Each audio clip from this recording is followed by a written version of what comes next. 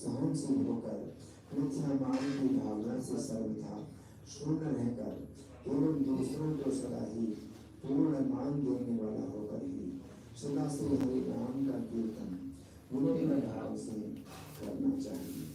श्री श्री शिक्षाष्टकम की श्री चैतन्य महाप्रभु की 10 अपराध भगवान नाम के जप में होने वाले सब लोग मेरे साथ में। पहला, भगवान नाम के प्रचार में जीवन को समर्पित करने वाले भक्तों की निंदा करना। दूसरा, शिव ब्रह्म आदि देवों के नाम को भगवान नाम के समान अथवा उससे स्वतंत्र समझना। तीसरा, गुरु की अवज्ञा करना अथवा उन्हें साधारण मनुष्य समझना। चौथा, वेद शास्त्र अथवा प्रमाणों का खंडन करना। पांचवा, हरे कृष्ण महामंत्र के जप की महिमा को काल्पनिक समझना। छठा, पवित्र भगवान नाम में अर्थवाद का आरोप करना। सातवां, नाम के बल पर पाप करना। आठवां, हरे कृष्ण महामंत्र के जप को वेदों में वर्णित एक शुभ सकाम कर्म के समान समझना। नवां, अश्रद्धालुओं को कृष्ण नाम की महिमा का उपदेश करना। 10वां, भगवान नाम के जप में पूर्ण विश्वास न होना और इसकी पुण्यगान महिमा सेवन करने पर भी भौतिक आसक्ति बनाए रखना। भगवान नाम का जप करते समय पूर्ण रूप से सावधान न रहना भी अपराध है। प्रत्येक भक्त जो अपने को वैष्णव समझता उसे चाहिए कि इन 10 प्रकार के अपराधों से सदा बचकर रहे, ताकि श्री कृष्ण चरण करने में प्रीति शीघ्र शिव प्राप्त हो, जो मनुष्य जीवन का परम लक्ष्य है। हम सभी कृष्ण भक्तों के चरण कमलों की वंदना करते हैं, जो वांछा को पूर्ण करने के लिए कल्पवृक्ष के समान है, कृपा के समुद्र है, प्रदूतों का उद्धार करने वाले हैं। वांछां कल्पतरुभ्यश्च कृपा सिन्धुभ्येव च पतितानां पावनेभ्यो वैष्णवेभ्यो नमो नमः। वैष्णव ठाकुर की जय। हरे कृष्ण। आज का संदेश है श्रीमद् भागवतम छठा स्कंद अध्याय 17 श्लोक संख्या 8 के तात्पर्य में पवित्र नाम का जप हर प्रकार का सौभाग्य लाता है। श्री हरिनाम संकीर्तन महापुरुष Shrimad Prabhupada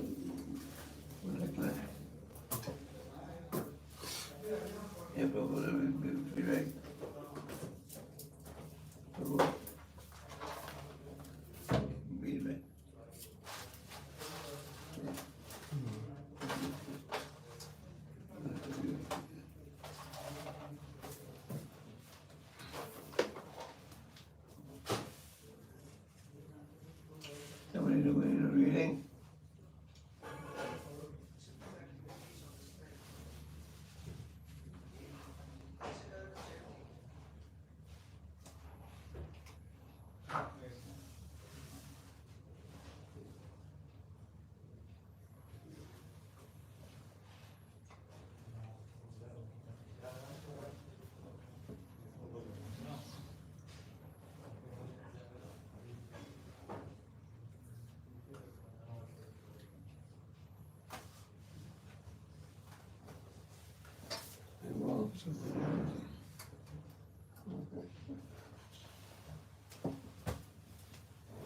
That's a little punishment. Hopefully I'm coming up tomorrow. Oh, Then. I'm leaving for Kanpur in the afternoon, Gaura, next 3 days, Gaur Katha. Seek a blessing that I may do so for pleasure of Guru and Gauranga.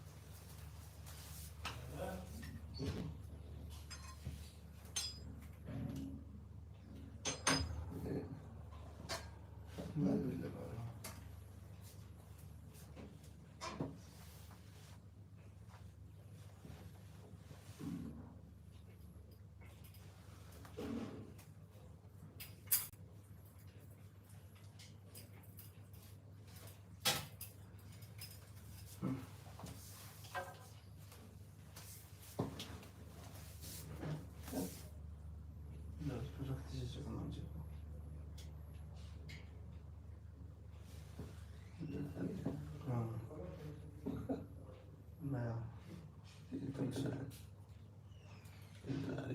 हाँ हो गया।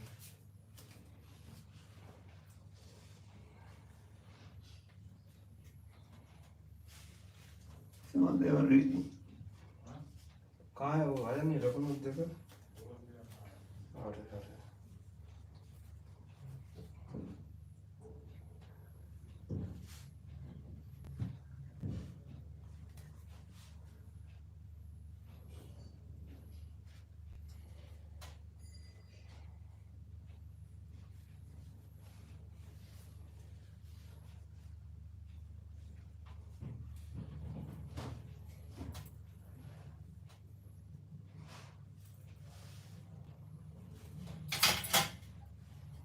ठीक है।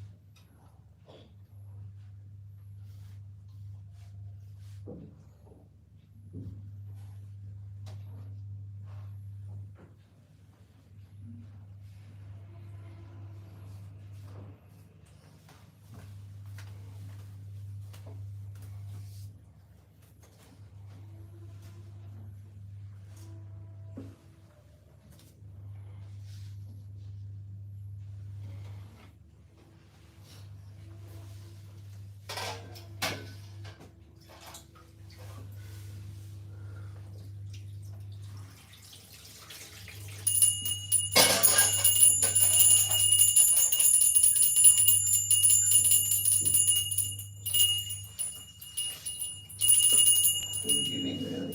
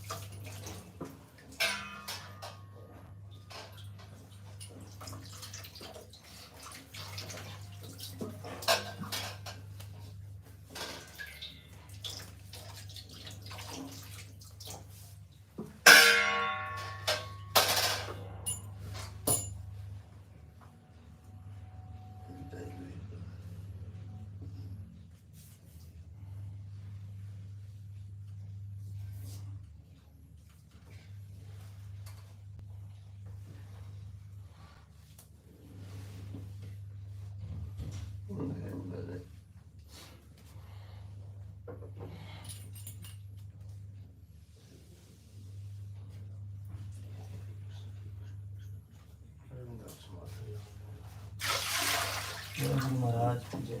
नमो विष्णु पदाय कृष्ण पृष्ठाय भूतले श्री गोपाल कृष्ण गोस्वामी नाम स्वरूपाय साहित्यम प्रकाश चालू भगवत पदाय। You want to read? Yes Guru Maharaj. Did that by then? पंचतत्व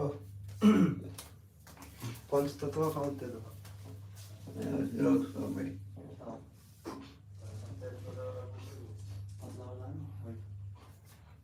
copy भी है उसका। Yeah. ओरिजिनल बॉम्बे में ओरिजिनल बॉम्बे में है।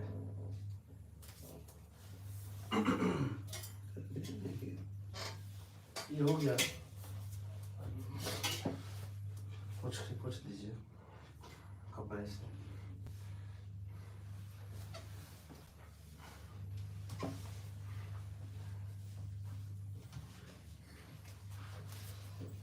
कौन है?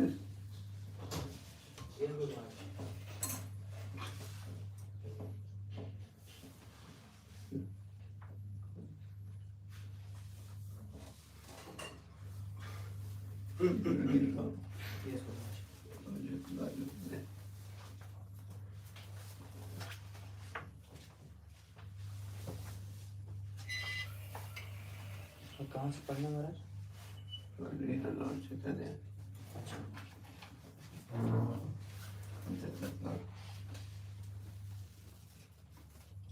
so I start from Sri Chaitanya Mahaprabhu.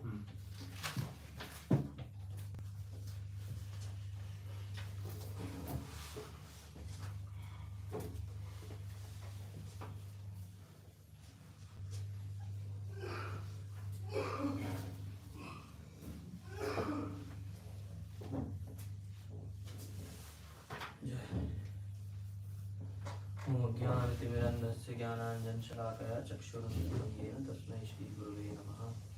नमो विष्णुपदाय कृष्णप्रेष्ठाय भूतले श्रीमते भक्तिवेदान्तस्वामिनिति नामिने। नमस्ते सारस्वतीदेवे गौरवाणी प्रचारिणे निर्विशेषशून्यवादी पाश्चात्यदेशकारिणे।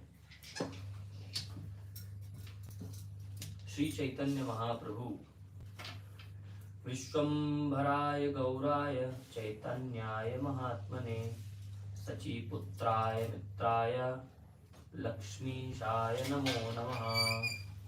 I offer my repeated obeisances unto the great soul who is variously known as Vishwambhar, maintainer of the universe, Gaura Chaitanya, the son of Shachi, the husband of Lakshmi, and the friend of all. In the mid-15th century, Upendra Mishra and his 7 virtuous sons, Kamshari, Paramananda, Padmanabh, Sarveshwara, Jagannath, Janardhan, and Trilokyanath, lived in the Sylhet district of East Bengal, now northern Bangladesh. As his 7 boys grew into manhood, only young Jagannath, who was inclined toward academic study, migrated to Navadvip, which was then a great center of learning on the banks of the Ganges. Here he met Nilambar Chakravarti, a well-known scholar and master of the astrological sciences. Nilambar developed a strong regard for Jagannath Mishra and arranged for him to marry his daughter, Shachi Devi. Jagannath and Shachi Devi were initially successful in their attempt to start a family.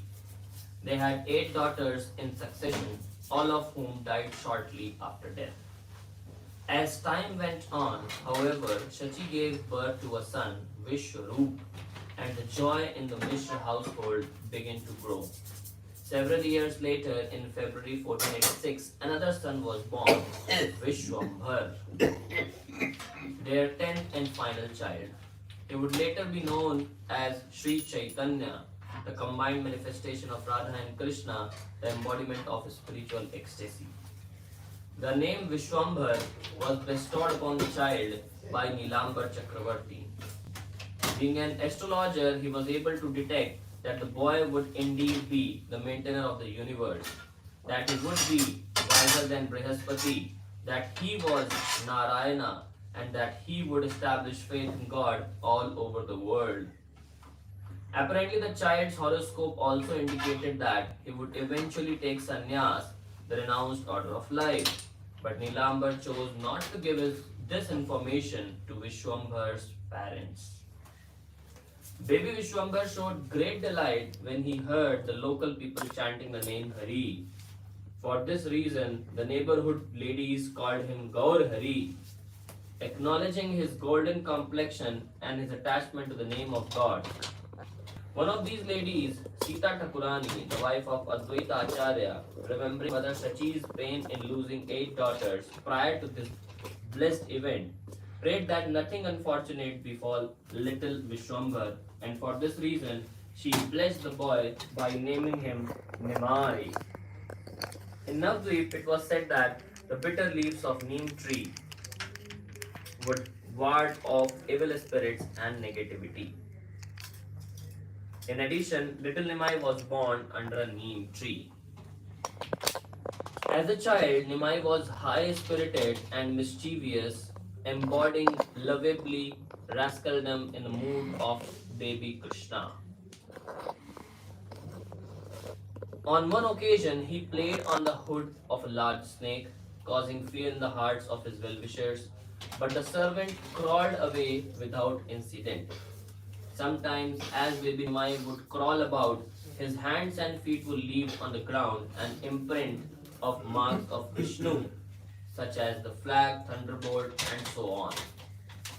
At first, his parents attributed the divine markings to Damodar Gopal, the tutelary family deity, but after some time they became convinced that the marks must belong to their special little Nimai.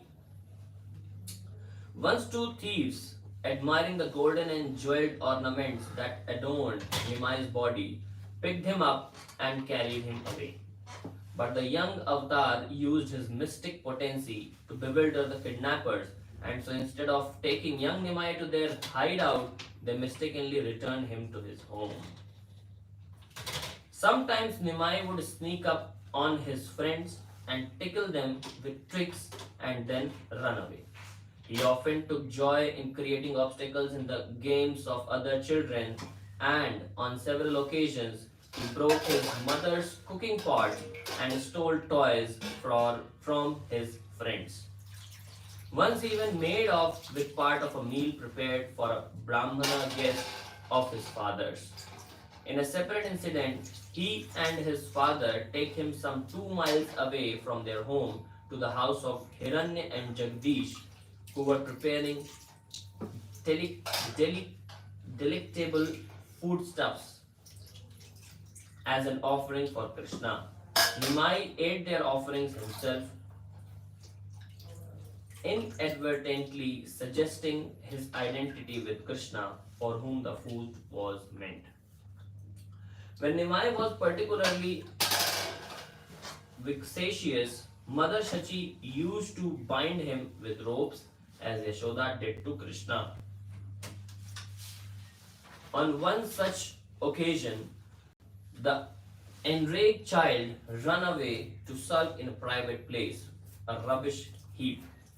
Shachi followed her son, and when she saw the filthy place in which he took shelter, she begged him to come away and to pretend as though nothing had happened. Shachi was a proper Brahmani, viewing ritual purity as a foremost consideration. But Nimai explained to her that states of purity and impurity were both ultimately products of illusion, as were all other aspects of existence, with the sole exception to the Supreme Lord. Shachi would not hear it, and she forcibly took her divine son to the Swarna river to bathe him from head to toe.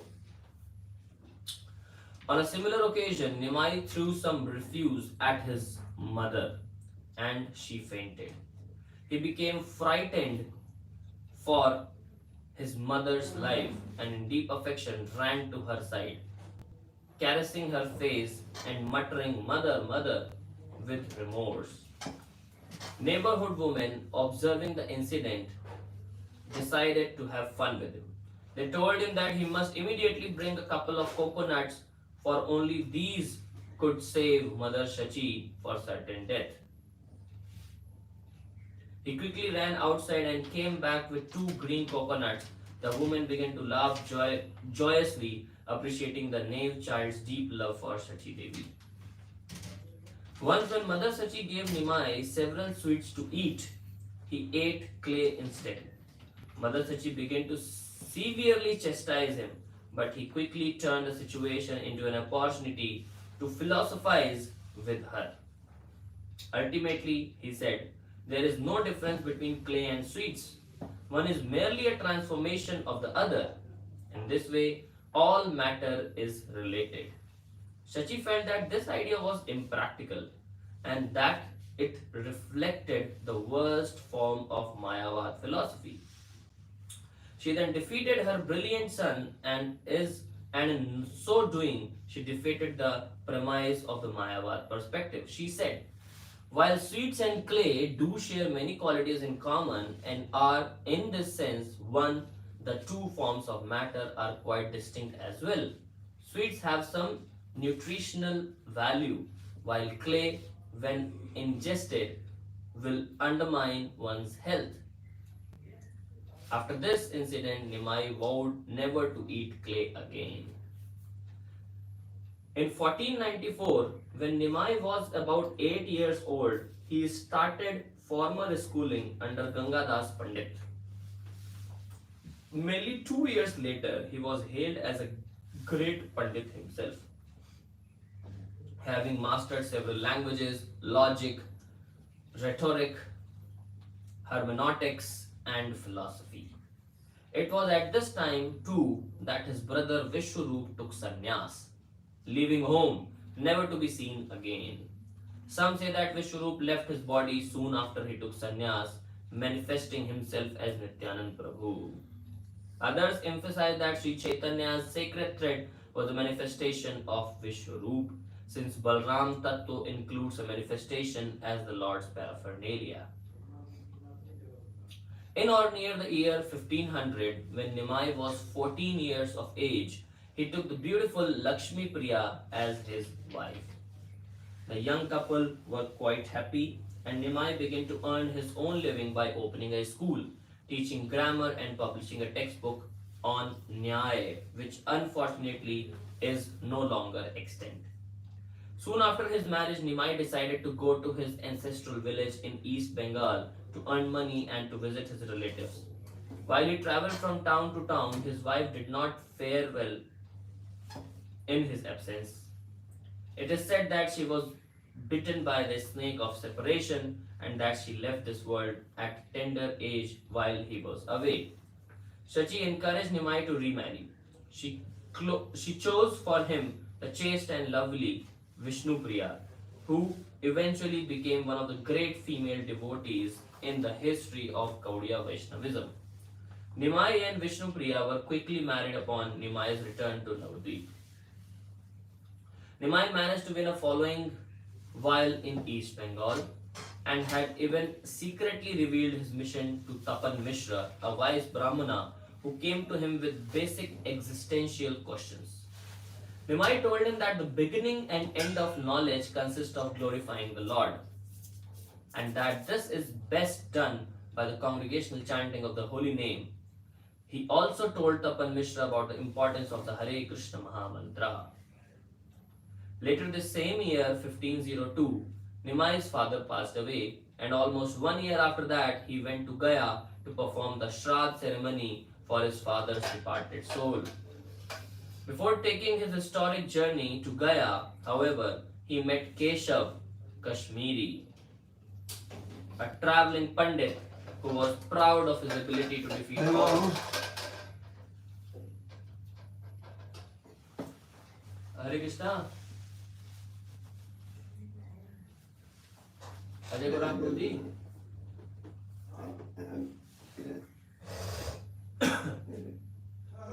Sorry, Guru. बुला क्या करें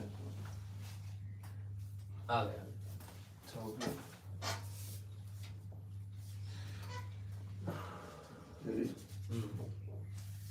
He met Keshav Bhatt, Kashmiri, a traveling Pandit who was proud of his ability to defeat all opposing parties in intellectual debate. Nimai asked the Pandit to extemporaneously compose and recite elaborate Sanskrit poetry in glorification of the holy Ganges river. Keshav Kashmiri gladly compiled, but when he completed his presentation, Nimai politely pointed out severe rhetorical errors in his composition. Keshav tried to defend his work, but he was ultimately defeated. Out of compassion, Nimai forbade his students from laughing at the proud Pandit's humorous attempt to save his reputation. As Nimai made his way to Gaya, he was determined to perform the prescribed Vedic rituals for his departed father, but he was just as interested in meeting Ishwarpuri, a sadhu whom he had met several years earlier in Navadvip. This holy man had asked Nimai to review or edit his book, Krishna Leelamrit, but Nimai felt that when a work is composed by someone as pure as Ishwarpuri, it is offensive to presume that it could be improved upon. Clearly then, Ishwarpuri had left an impression on Nimai, and so while Nimai was in Gaya, he decided to search him out and take Vaishnav initiation from him. This initiation marked a vital transformation in the life of Nimai Pandit. Prior to this, Nimai had made a name for himself as a scholar, but devotion was not seen in him, at least not overtly. Srivas Thakur and other Vaishnavas in Navadvip had tried to influence him, showing him the limits of scholarship and the glory of bhakti, but he would normally make fun of them. Although he would, in a loving way, assure them that the path of devotion is indeed the only true path, but one for which he, at least, was not yet ready. After his trip to Gaya, however, he was like a new person, and, much to the delight of the Vaishnava community, he became like a live wire of Krishna consciousness, electrifying everyone he met with his enthusiastic sense of love of God. The Pandit gave way to prema. Dialectics moved aside, and devotion reigned supreme. All of Navadvip came to life under Nimai's banner of Vaishnav love. Srivas Thakur's home became particularly famous as a spiritual meeting place where devotees would come together and perform nocturnal kirtan.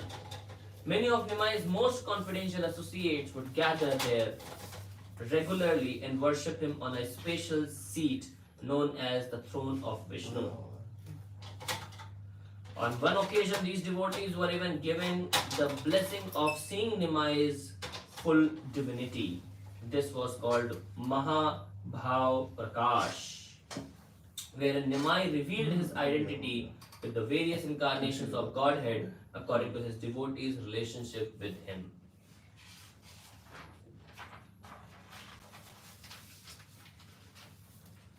Devotees of Navadvip begin to exhibit ecstatic symptoms as a common occurrence, and the mystical experiences they would have in Srivas Thakur's home became the stuff of local legends. All and sundry desire to personally witness the mystical displays of devotion that occurred behind the closed doors of Shiva's courtyard. Fabulous stories of miracles and spiritual phenomena spread as rapidly as the holy name of Krishna. Nimai sent his main followers into the streets to share his message of love with the masses. By so doing, he converted even drunkards and villains, such as the evil brothers Jagai and Madhai, to the path of Vaishnavism. On one occasion, when Nimai's followers were harassed by Chand Kazi, an important Muslim magistrate, the Vaishnavas retaliated by starting a non-violent civil disobedience march, with literally thousands of torches and lamps lighting the dark streets of Navadvip. The devotees led by Nimai enacted an elaborate nocturnal Nagar Sankirtan festival that ended at the house of Chand Kazi.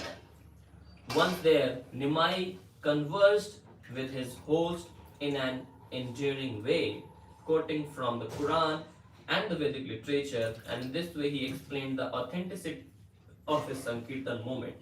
In due course, Chand Kazi became a believer and passed a law forbidding his constituents from obstructing the Sankirtan mission. Nimai engaged in many more pastimes with his loving followers in Navadvip, but was soon ready to take sannyas, a renounced order of life. Some say that his initiation into Vaishnavism occurred in 1502, as mentioned earlier, and his sannyas in 1510, which suggests that his Navdeep Leela as a Vaishnav occurred over a period of 8 years. Others say that he took Vaishnav initiation in 1509, just 1 year before he became a sannyasi. Whatever the case may be, all authorities accept that his sannyas occurred in 1510 when he was 24 years old. When Nimai desired to take sannyas, he called Nitai, his most cherished associate, to his side and instructed Nitai to tell only 5 people about his decision: Sachima, Ganadhar Pandit, Brahmanand, Chandrasekhar, and Mukul. His other followers did not know. Nonetheless, the evening before his sannyas, he called them all together at his home to associate with them one last time before adopting the life of a wandering renunciant. After they retired for the evening, only Shachi remained. She sat at the doorway to their home and cried throughout the night. In the morning, Nimai consoled her with sweet words and made his way to Katwa, where he took sannyas initiation from Keshav Bharati. Some say that Nimai also explained his reason for taking sannyas to his wife. As Nimai's beautiful raven black hair was cut by the barber, who was known as Madhu, the devotees looked on in disbelief. Their beloved Nimai would now live the austere life of a sannyasi, traveling and spreading the glories of Krishna throughout the land. The devotees did not want to think of their Lord as a sannyasi. Rather, they wanted to pamper him and to fulfill his every desire. But he was determined to renounce the world to set the example of a perfect sannyasi. Moreover, his mission was to spread love for Krishna, and the intellectuals and religious leaders of the day would more likely hear his message if he were a member of the highly respected renounced order. As Keshav Bharati completed the ceremony, he gave Nimai the religious name Sri Krishna Chaitanya. After traveling about as a new sannyasi for some time, Sri Chaitanya came back to Bengal, and there he saw his Navadvip devotees once again. At this time, he assured Mother Shachi that he would make Jagannath Puri his headquarters. This was important to her because Puri is closer to Navadvip than Navadvip is to Vrindavan, where he originally wanted to settle, and so she would more easily hear news of his activities. When Sri Chaitanya first arrived at Puri, he met Vasudev Sarvabhaum Bhattacharya, a powerful scholar whose fame was known throughout the Indian subcontinent. The Bhattacharya has founded the dialectical school of Navya Nyaya at Navadvip, to which scholars were drawn from all over India and which had eclipsed the Mithila school, and the most important center of learning in northern India at that time. The Bhattacharya was driven from Navadvip by the persecution of Hussain Shah, the then Islamic ruler of Bengal, and was living in Puri under the patronage of King Prataprudra, the king of Orissa, who held him in high esteem. The Bhattacharya was about 80 years old when Sri Chaitanya arrived in Puri. When Sri Chaitanya first entered the temple of Jagannath, he was immediately filled with ecstasy upon seeing the transcendental form of the deity. He thought, "O Krishna, for so long I have wanted to see you, and now I can." He saw the image in the temple as not different from Krishna as he exists in the kingdom of God. Sri Chaitanya's eyes were indeed smeared with the salve of love, and he relished the absolute nature of Krishna's form, which was fully revealed to him in the deity of Jagannath. Sri Chaitanya was so overcome with bliss that he could not even utter Lord Jagannath's name. Instead, he simply called out Jaga, Jaga, Jaga. And in a preponderance of ecstasy, he fell unconscious on the temple floor. The temple custodians were bewildered by the actions of Lord Chaitanya and immediately ran to get the Bhattacharya, an acknowledged authority on spiritual matters. Once the Bhattacharya entered the temple, he suspected that Chaitanya's loss of consciousness was not an ordinary event. He saw it instead as a rare symptom of divine love, exhibited only by the most elevated souls. He therefore asked the custodians not to disturb the Lord, but instead to carefully carry him to his home. As a scholar of the Vedas and a scientific-minded academician, the Bhattacharya wanted to study the entranced condition of the Lord in a systematic and methodical way. By this sort of careful analysis, he sought to substantiate the ecstatic symptoms exhibited by Lord Chaitanya. The Bhattacharya was not the kind of man who could be influenced by external physical appearances. He knew that there were many unscrupulous people who would feign symptoms of ecstasy to gain personal fame and distinction. Sarvabhauma Bhattacharya thus tested the condition of the Lord in the light of scientific evidence and authentic scriptures. He checked Chaitanya's pulse, heartbeat, stomach, movements, and other vital signs, and he found that the Lord's bodily functions were all in complete suspension. But when a small cotton swab was placed in front of the Lord's nostrils, the Bhattacharya could see the tiny fibers slightly moving as a result of his exhalations. Sarvabhauma could thus understand that Lord Chaitanya's trance was genuine. His experiments completed, he tried to revive the Lord in a standard manner. However, Sri Chaitanya did not respond to ordinary treatment. The only way that he could be revived was by hearing the holy name of the Lord, but this fact was not known to the Bhattacharya. The Lord's companions, headed by Nityanand Prabhu, soon arrived and they began to loudly chant the Hare Krishna Mahamantra. To the Bhattacharya's great surprise, the Lord was quickly revived from his trance. Impressed, the Bhattacharya invited the Lord and his followers to become his guest of honor at his home. Gopinath Acharya, Sarvabhauma Bhattacharya's brother-in-law, fully believed in Sri Chaitanya's divinity and tried to convince the Bhattacharya that Chaitanya was the predicted incarnation of the Supreme Personality of Godhead. While the Bhattacharya admitted that Chaitanya must indeed be a greatly empowered devotee, he did not believe that he was God incarnate. The two men, however, did not debate this point on the basis of sentiment. Each cited evidences from the Vedic scripture to support his claim. There are many self-serving impostors who claim to be God or who are proclaimed as God by their followers on the basis of sentimental favor. But no man can become God by popular vote or by the haranguing of scholars. The genuine incarnations of God are described in Vedic literatures, and it was with reference to these scriptures that Sarvabhauma and his brother-in-law engaged in dialogue. Although still unconvinced of Sri Chaitanya's divinity, the Bhattacharya felt great paternal affection for the Lord, who was young enough to be his grandson.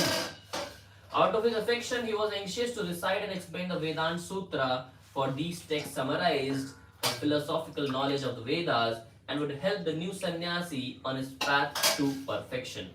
Lord Chaitanya agreed to hear from him and out of love did so for 7 consecutive days. The Lord listened attentively, not saying a word. But on the 8th day, the Bhattacharya exclaimed, Krishna Chaitanya, do you understand what I have been saying? I have been instructing you for the past week, but you haven't asked any question or said anything about my explanations.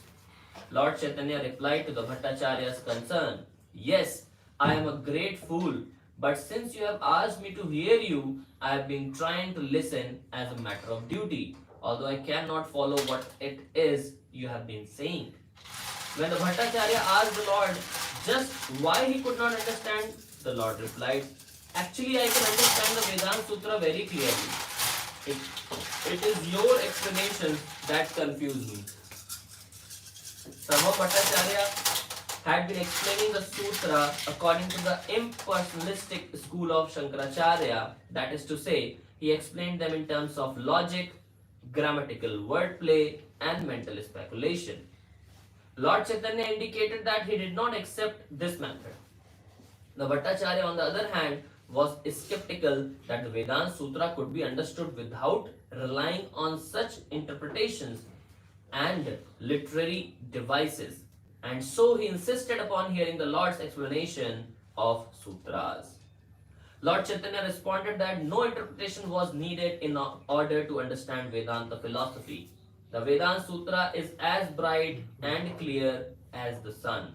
He said, but if someone tries to interpret it by mental speculation or give his own meaning, he covers this sun with a cloud of his imagination. The Lord further said that because the sutras were already perfect, there was no need to adjust their meaning. In this way, the Lord was advocating the standard way in which adherents accept the Vedic literature.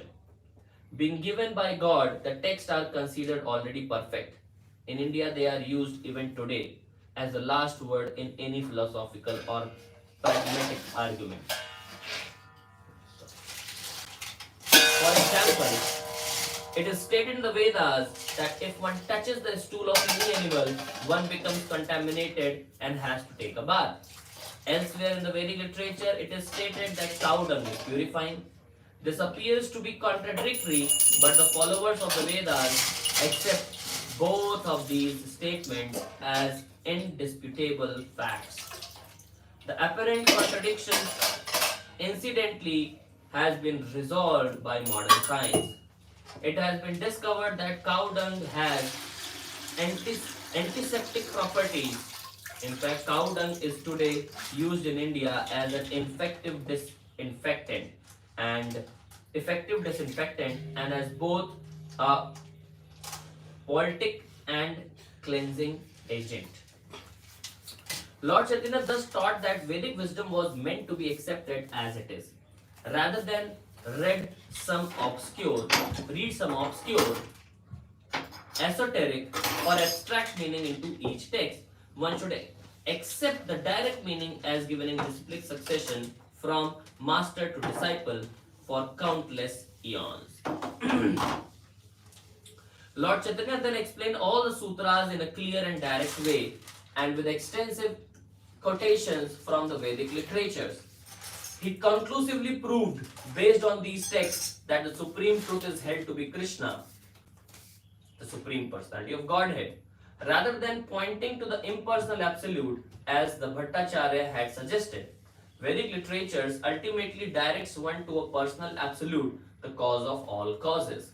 Sri Chaitanya made this point obvious and apparent. Overwhelmed by Lord Chaitanya's simple yet profound explanation, the Bhattacharya was awestruck and could not utter a word. To encourage him, Lord Chaitanya said, "My dear Bhattacharya, there is nothing wonderful in my explanations. Please take it from me that devotional service unto the Supreme Personality of Godhead is the highest goal of human life." He then quoted a famous verse from the Srimad Bhagavatam, often referred to as the Atmaram verse, to prove his point that the ultimate path of spiritual life is to worship the Supreme Person. All varieties of genuine self-realized souls, although freed from material bondage, desire to render unalloyed devotional service unto the personality of Godhead. This means that the Lord possesses transcendental qualities, can therefore attract everyone, including liberated souls. Sarvabhauma Bhattacharya was eager to hear Lord Chaitanya's explanation on the Atmaram verse, but the Lord said, "First you explain it, then I will." The Bhattacharya explained the verse in 9 different ways using his method of logic and grammar. Lord Chaitanya thanked him for his scholarly presentation and then presented the same verse in 64 distinctly different ways, never touching on the first 9 given by Bhattacharya. The Lord's explanation of the Atmanam verse were superior to anything the Bhattacharya had ever heard. Stunned, the Bhattacharya realized that no earthly creature could possibly articulate such explanations. Although he had previously debated with his brother-in-law about the divinity of Lord Chaitanya, he now could not avoid the inescapable conclusion that the Lord was indeed God incarnate. The Bhattacharya had agreed that all scriptural evidences pointed to this, but now the practical evidence of the Lord's inconceivable intellect pierced his reservations. Feeling like an offender for not previously recognizing the true identity of the Lord, the Bhattacharya threw himself at the Lord's feet in total surrender. Sri Chaitanya, being greatly pleased that such a distinguished scholar had humbly surrendered himself, revealed his identity as the Supreme Personality of Godhead. First, he revealed his four-armed form as Vishnu, the opulent ruler of the spiritual world. He then displayed a very confidential six-armed form, revealing Krishna's two arms playing on his flute, Ramachandra's two arms with bow and arrow, and his own two arms carrying the staff of renunciation and the water pot. Finally, he bestowed upon the Bhattacharya a vision of his original two-armed form as Krishna.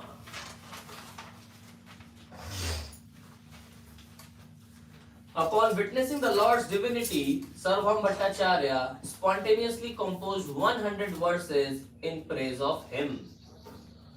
Of these verses, 2 are considered most important, for they reveal the essence of Sri Chaitanya's mission in this world.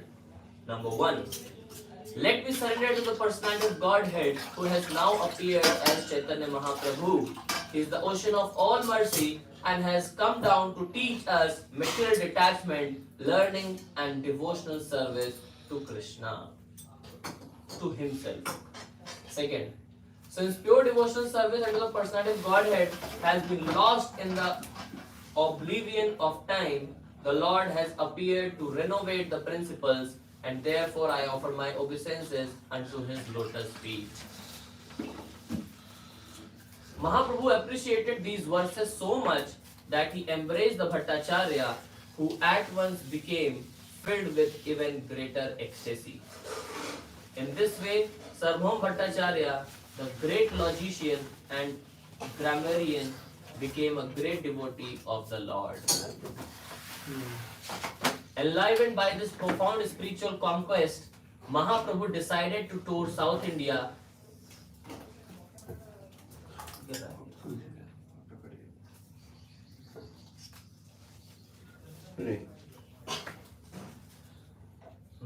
In this way, Sarvam Bhattacharya, the great logician and grammarian, became a great devotee of the Lord.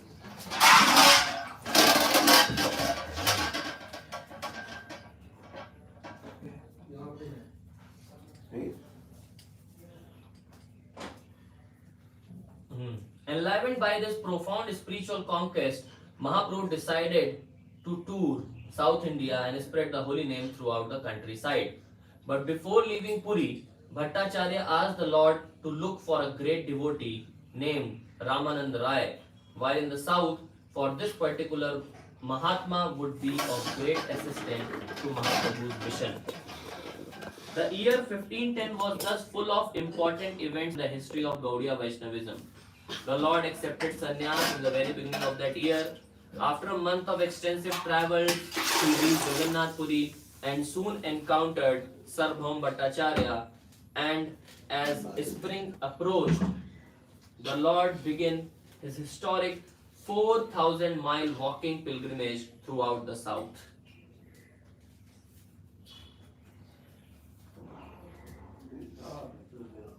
Ji Maharaj.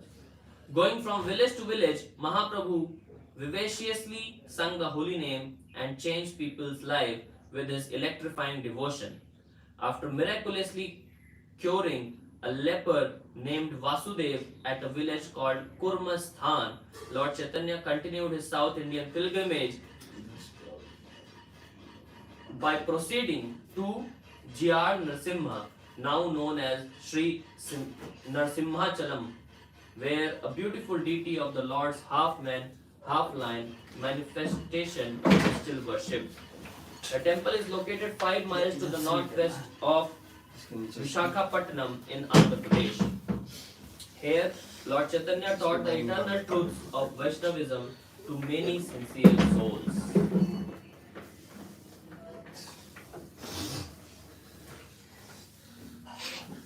Moving further south, Mahaprabhu followed the old route from Sabaran near Narasimhachalam and soon entered the Rajmundri district, where he went to bathe in Godavari river.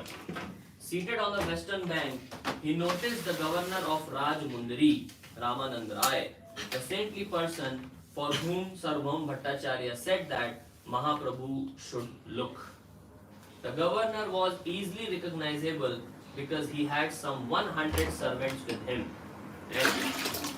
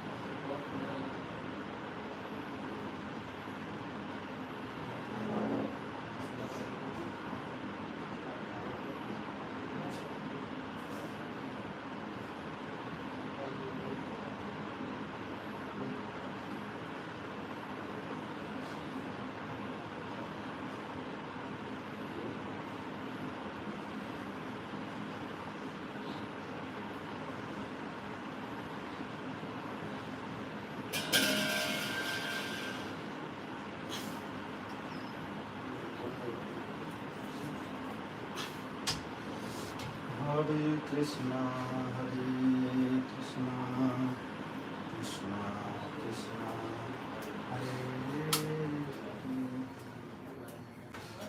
Hare Rama, Hare Rama, Rama Rama, Sardava Nalali Dhaloka Pranayaka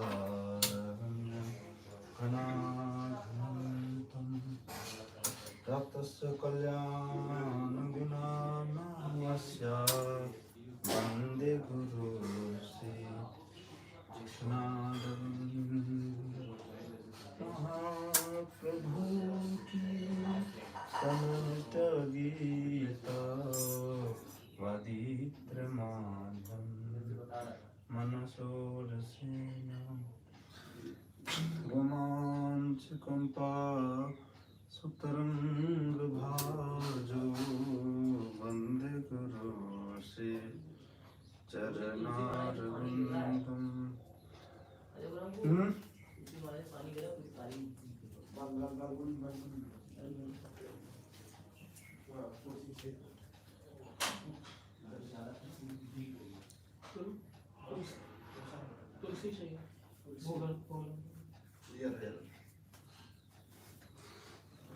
चतुर्विधा Shri भगवत प्रसाद स्वादन तृप्तां हरि भक्त तैव तृप्तिं भजत सुधीर वन्दे जी महाराज प्रयास चल रहा है अभी हमने राधिका माधवयोरपार राधिका माधवयोरपार माधुर्य लीला प्रतीक्षणा स्वदनलोलुपस्य वन्दे महाराज 2000 प्लस थे क्वालिटी मिला करके डबल करने का हमारा टारगेट था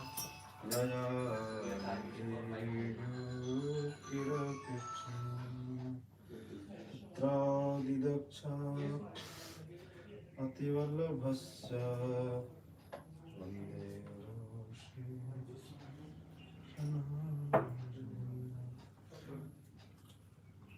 साक्षाधरी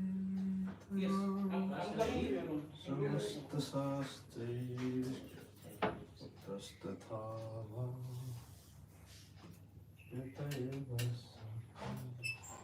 किन्तु प्रभुर्या प्रियैव तस्य वन्दे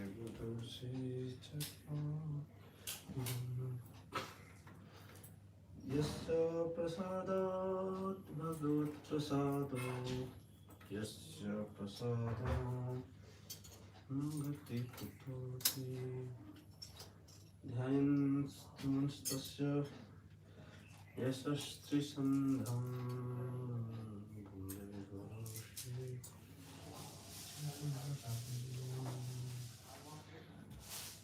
नमो विष्णुपदाय कृष्णपृष्ठाय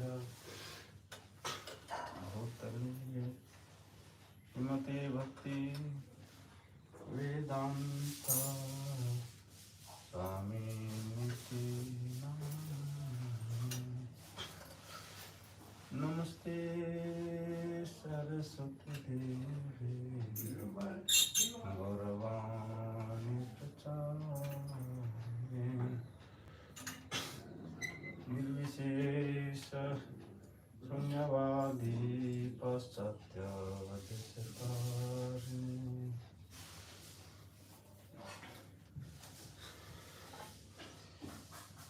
नमस्ते नरसिंहाय प्रह्लादलादायिने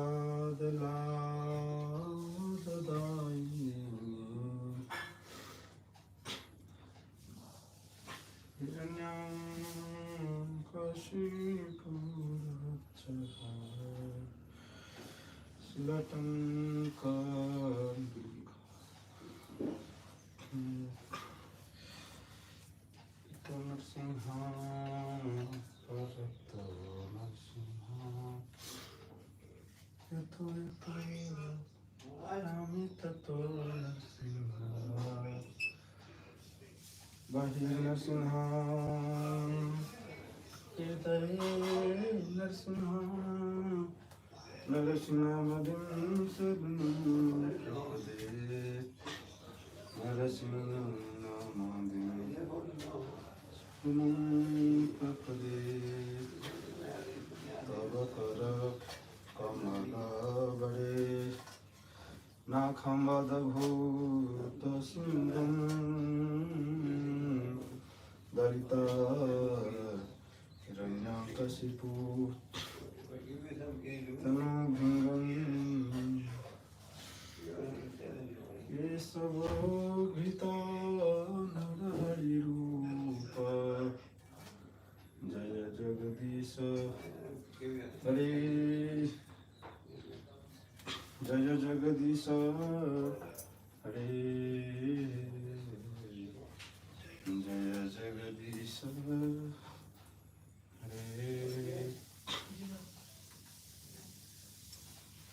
कर कमलवरी नाखमदभूत सिंहं दलितशरण्य कशिपूतन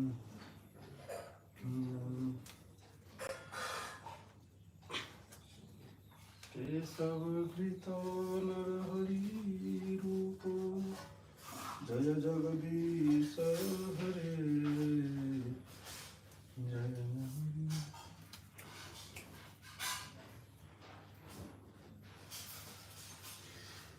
जय जगदीश हरे जय नरसिंह देव नरसिंह देव नरसिंह देव जय नरसिंह देव प्रहलाद महाराज प्रहलाद महाराज प्रहलाद महाराज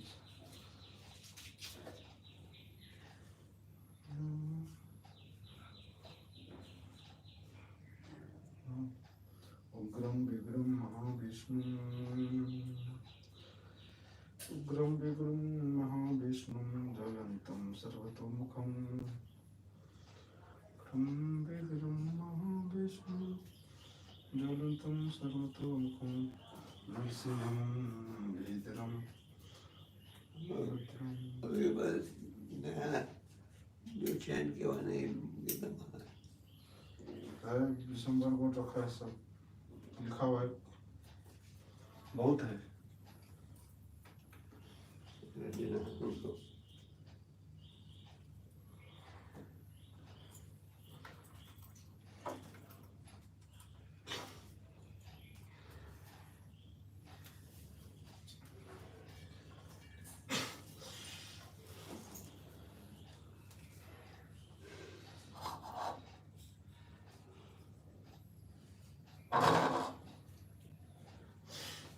जय जगदीश हरे जय जगदीश हरे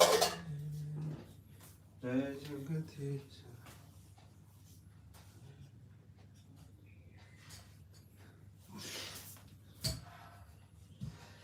नमो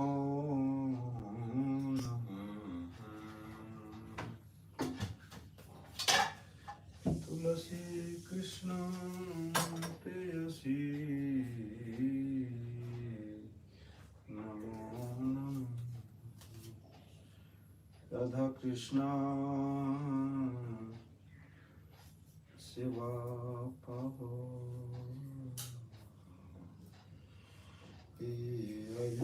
अभिलाषी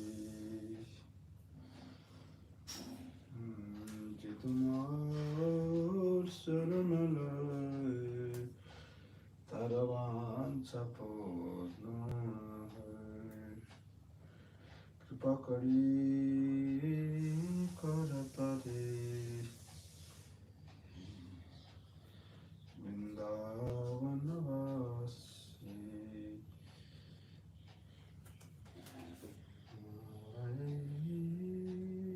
अभिलाष विलास कुंज देवा नयने हृवो सदा युगल रूपरा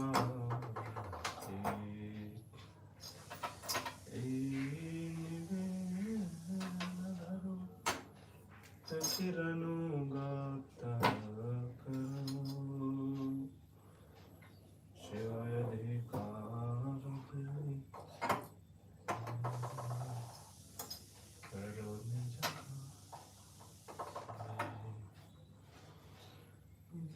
कृष्ण दीन कृष्ण से कोई ये नमो श्री राधा गोविंद प्रेमे सदा जन भासी Radha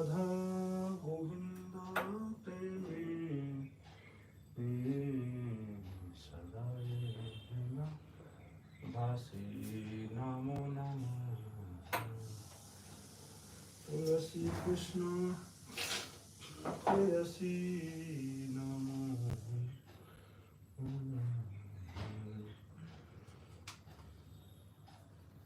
Nankani Nankani Chapapani Brahmatyadikani Nitani Sampirina Pradachina Padina Anitani Cha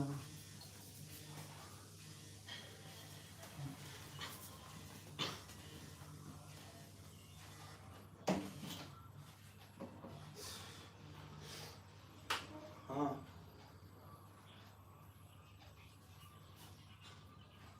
पता नहीं आज हम देखते जाओ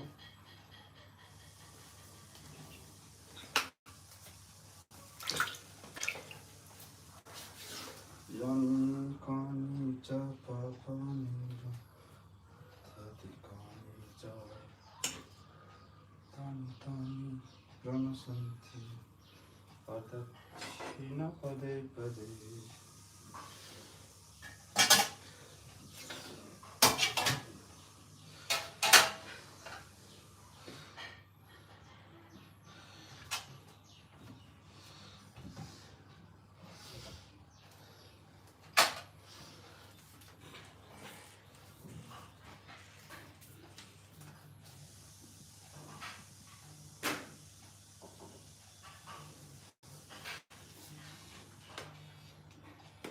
हाँ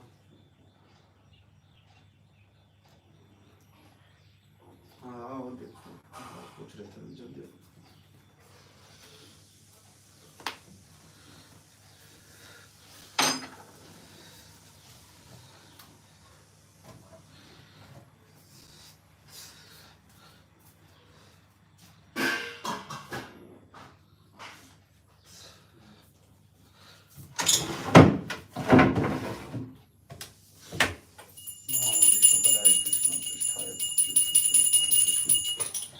Goswami Name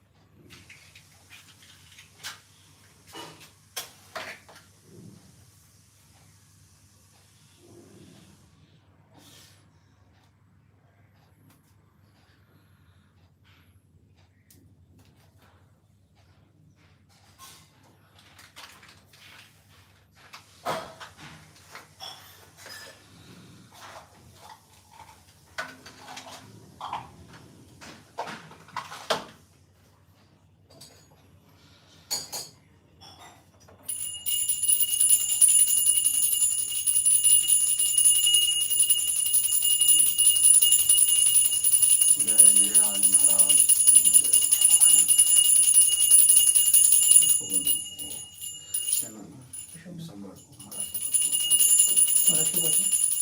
महाराज पूछ के बताएंगे महाराज।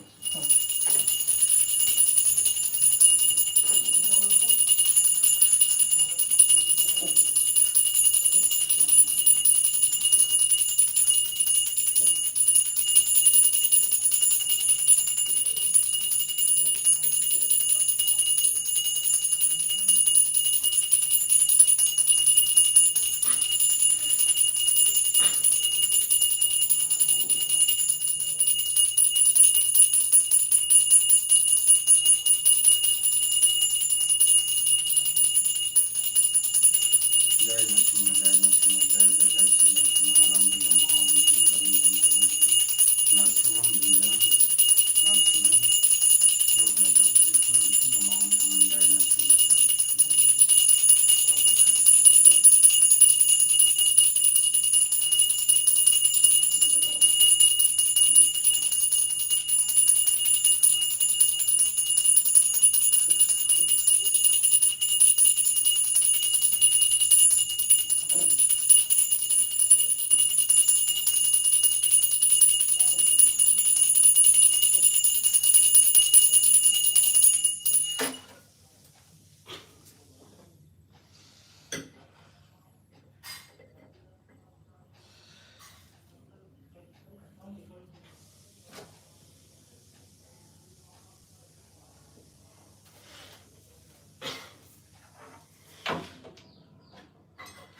बांके बिहारी तेरी आरती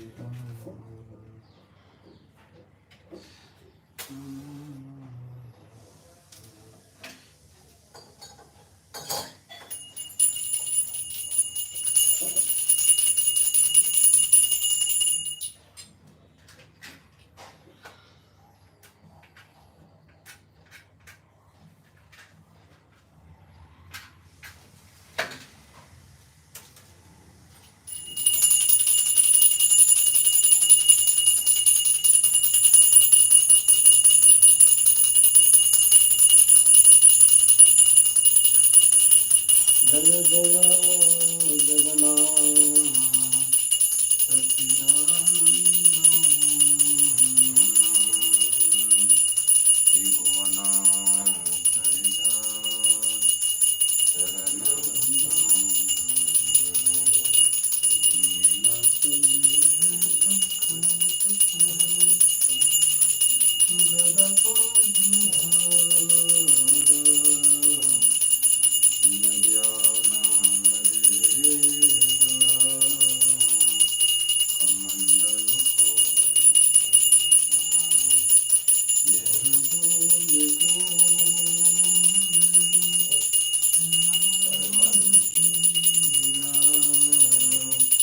गोलोकेरा वैभव लीला प्रकाश करेला जय जय जगन्नाथ सच्चिदानंद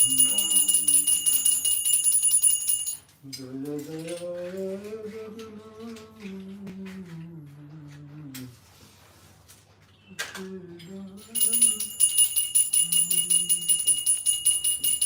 निराधार माने गौराता जय गौरा श्री कृष्ण श्री जगन्नाथ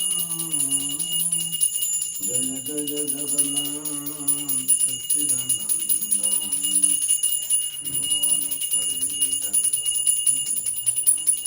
श्री रूप श्री सनातन दास रघुनाथ श्री जी गोपाल प्रसाद माता गोस्वामी की जय।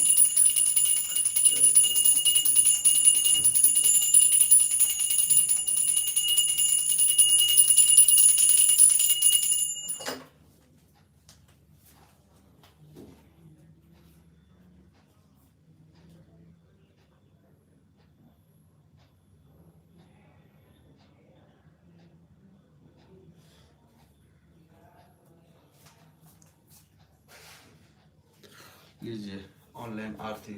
हरे कृष्णा।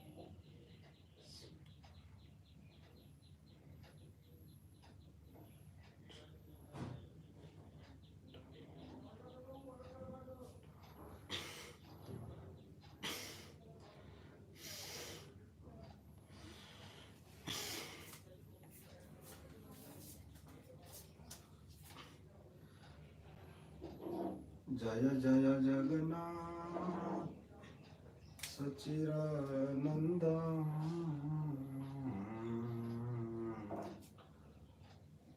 त्रिभुवन करे जय चरणानंद।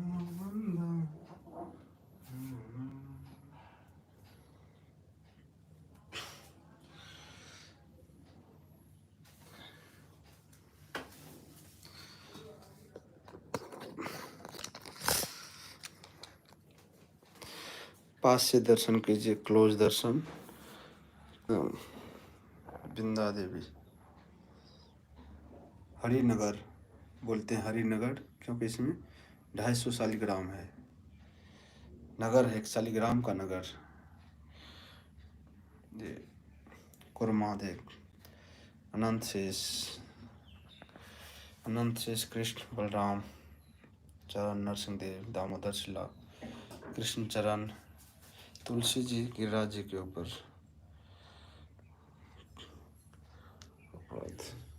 प्रहलाद नरसिंह, उग्र नरसिंह, लक्ष्मी नरसिंह, ताई गौर सुंदर।